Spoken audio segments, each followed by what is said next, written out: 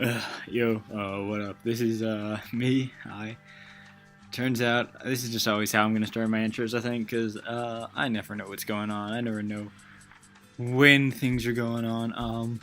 But this is a tour game to something or other. One second. Let me double check. Let me know. I know what's going on. This is either Slam semifinals. Is it? That or seasonal. It's something. Okay, so it's not that. It's, I think, seasonals then, right? Right? Circuit tournaments. Tournament. And yeah. Alright. It's a winners bracket. RU seasonal round 12. Dennis EG versus Tatif. I don't know what the TT stands for, but I'm assuming that's for the win, and that's pretty cool. But, yeah. So, these guys are both doing pretty well for themselves, generally, in tours from what I've seen. Dennis, I think, is also in Slam semis right now, so he's doing pretty well for himself, and he just got a nice flash cannon week. But... This would be a nice game to, so I'm doing it. And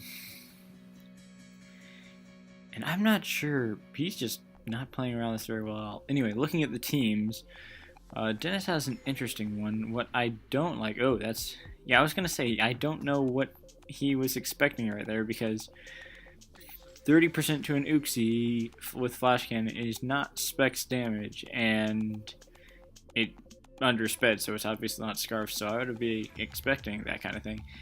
Notwithstanding, though, Dennis has an interesting team right here. It's all centered around a slight Volt Turn-esque looking thing. Judging from the damage he did to the Aerodactyl a bit back, that is Banded Scyther, a presumed Eviolite. I can't imagine it being Magnet Pull. It really doesn't need to be ever.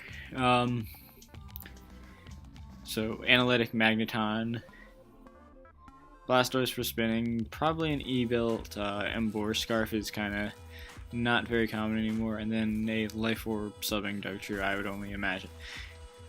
So now that's out of the way. Wait, what? Why was that Lychee? That's got to be a mishap, otherwise he was just like playing that really loosely for no good reason at all. I'm probably not gonna get a whole lot out of this game, actually, but that's alright, huh? So, okay, I'm not sure how I feel about Dennis's team, as I was saying, because its ground immune is a 4x stealth rock weak, so it relies very heavily on Blastoise being able to play into everything, and it just doesn't have the survivability for that. And holy fuck, that ate that hit. God damn, that's a bulky piece of shit. Alright, notwithstanding, he did U-turn though, rather than Psyshock for damage. I don't know how I feel about that play. I feel like, whatever. That is, as I said, Life Orb Dugtrio, and judging from that damage, it has to be like a, maybe an AV, but presumably like Specs or maybe a boosting Slowking, because AV seems silly on this team, at least to me. Oh, so it is looking trap, which is interesting. Honestly, I'm not totally sure on that. I feel like without Rest, it's not going to be beating Registeel, and Bronzong are almost equally capable of running Psywave over either Gyro Ball or flippin' Earthquake. So its performance versus really any Steel is kind of shaky. It'll just be, I guess, accommodating what I mentioned was a very significant ground weak. But I'm not sure how I feel about that overall, because that means he either doesn't have Volt Switch or he doesn't have Thunderbolt. And without the staying power that Thunderbolt offers, he's just kind of making himself all the weaker to waters of any nature, just scalding into shit. Gets him lots of value here. All he has is, Magneton to scare it out, which doesn't do super well if it's not Thunderbolt, because it can't, you know, something like a Jellicent, for instance, can just recover into the Volt Switch and just be fine. And then he's got to just play into that heal build, Diancie, whatever. At this point, I'm kind of just complaining about teams because that's all I can do. Because I think Arrow cleans at this point. Aerial Aces, or, well, I guess Wing Attack is probably better. It has more PP, but I don't know what people do with them. EQ, whatever. All he can really do with this, as I imagine, like I said, this is almost definitely a E-Belt Imbor, but, you know, maybe he's running some weird other stuff. But I think that E-Belt's probably the best right now. Just generally teams are relying more heavily on this bulky offense backbone, and Imbor is more exploitive of that than it is, you know, any other set. And of course it wants to keep that ability to Sucker Punch a Darktro potentially, because counter traps are a issue. So I guess, oh no, he's not even going to try to sneak in the Scyther on that, try to go for, he might have Quick Attack, I don't know, I kind of doubt it, but yeah, what I was thinking was his shot here is to maneuver this into potential Sucker Punch range, which honestly I don't think he's going to go for here. I think he's going to have to try to make that aggressive play, pull the trigger on a, I know it showed Roost, so I think that he's going to try to go for something else. There we go, yeah. So he did predict the Roost on the predicted Sucker Punch there, trying to sneak its way out of range, and it does have Quick Attack, so yeah, I feel like that was the better shot for him. Better to press the issue via that, but what do I know. Anyway, that's game one. I didn't really have much to offer there, but hopefully next game I'll actually be able to narrate in a more conducive fashion. But, you know, it's me, so probably not.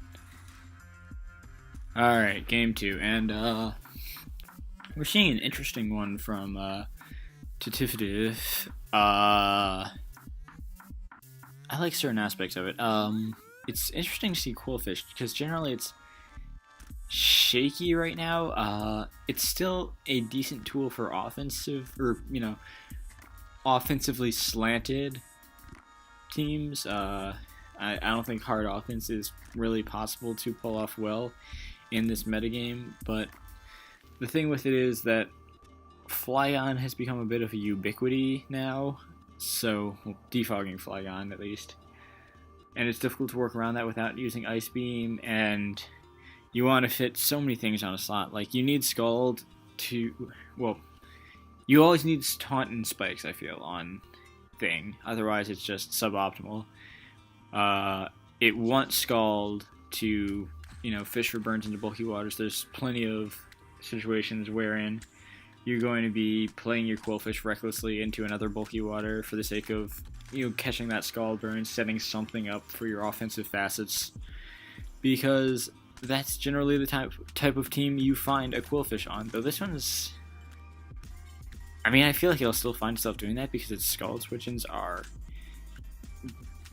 awful, they're abhorrent, and things lend themselves to it. I mean, like, all he's got is the, again, probable E-Belt Imbor, though no one can ever say for sure, and the freeze-drying Glalie that are able to coerce waters in, but at the same time don't readily, well, they have the tools to pressure it, but at the same time it's still not something that would be like, okay, yeah, I don't need a Scald Absorber. But yeah, everything's all looking pretty basic here. I can only imagine this will probably be a, oh yeah, you showed that. So that's, I guess, Scarf, because usually folks are not too keen on running Defog plus Spikes, and it's not great in certain places, but I can see it being usable here. Anyway, Dennis's team, actually kind of similar as a base, but I don't like Escavalier at all. I'm not sure what it's really offering to the team other than, you know, being a better Psychic switch, but I think something that would work much more cohesively would be like a Pursuit Sneasel or something to that effect, because he's got plenty of things that can loose pivot into those psychics that he wants to go, and then sneak the Sneasel in to do its job of pursuing, which I would figure is what this team is doing here. I mean, I would want to say it's Bandit a Scavalier, though then he's without a win condition. I don't know. I don't like teams that are built up this way. But whatever. He sends in Leo Fazuvazu. I, for the life of me, I don't know what that is. Ooh, that's a rough crit. And it is... I hope it's Bandit. Assault Fest is so trash. But yeah, that crit doesn't necessarily put it into double edge range, which is fantastic. A credit to Escavalier's natural bulk. I think he would be going for the pursuit here, honestly. Well, no, he probably doesn't need to. He could feasibly throw Drill Run here, I think, which would, well, if he has it, I'm assuming he has it, but that would lend itself much more to setting up Embor to do something that's in game, because if this is Scarf Flygon, which I think it is, his best shot right now is to wither this Quillfish, which he's done nicely so far.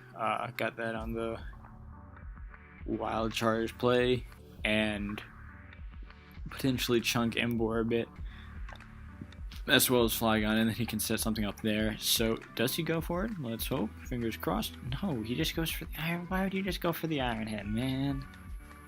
Come on. And he is Assault Vest. Now I'm super upset. Whatever. He gets his Spike up, which is going to... that must be a little annoying, but honestly, he can't really complain, given that he was in that position due to a crit in the first place. Man, these are some Italian nicks, if ever I saw them. Dang. So I figure this is where he shows that he's E-Belt. Goes for the... Oh, wait, he's really not? Yuck. Okay, because, yeah, I believe add a Wild Charge kills from that range. Maybe my Blastoise Galaxy Rust. Yeah, I always kind of get thrown off by those, but whatevs, yo. Does he value Blastoise right now? I don't think he does. Yeah, so he's free to just Scald again. Get the kill as he takes that damage. Yeah, this one's looking like it's pretty cleanly in Dennis's court. I can't think of a way that he can throw this away. And what's more, he has to lock in on a stab move to pop off this Blastoise, unless he has maybe Thunder Punch. And all of that, why? I don't know why he would preserve that there, but okay. Sure, free U-turn. So, that's something. I don't think there's really any value in doing that, but what do I know? And yeah, what? Now I see. Why is he going into... Yeah, alright, well, it shows, I guess that's Banded Flygon and Scarf Embor, so, again, maybe TTF can win this. I don't know how you manage to put yourself on the back foot like that. Like, you keep Blastoise if only to be able to excuse an Earthquake play into the potential Bronzong Flygon. Like, that's the reason that you would ever want to keep it, so that you can throw EQ in there and either ensure your win by killing the Embor on the aggressive play, or use the Blastoise to either fodder to the Flygon or come in on Bronzong and prevent it from doing anything fancy, like setting up Stealth Rock for free or whatever. Like, feels like a lot of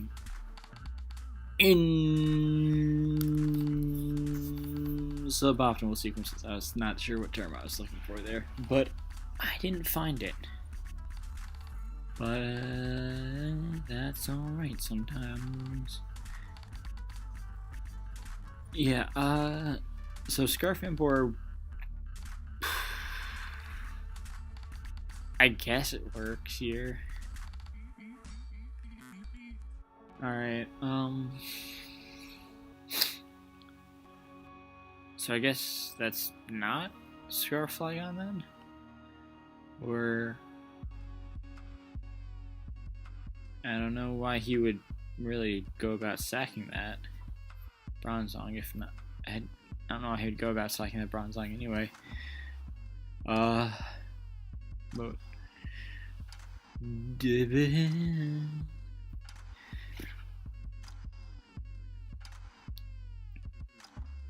yeah, this is a weird fucking game.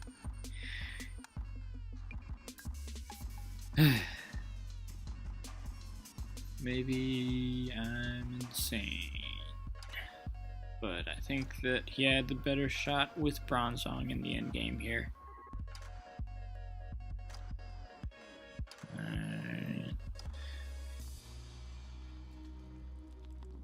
Huh.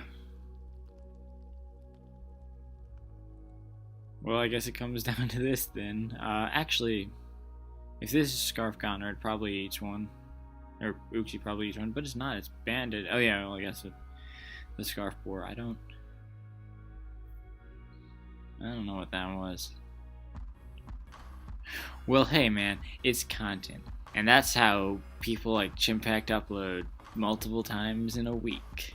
So I'm gonna put that one in the bank, and hopefully I'll upload a game series that I liked. No offense to either of these players, I didn't like it at all.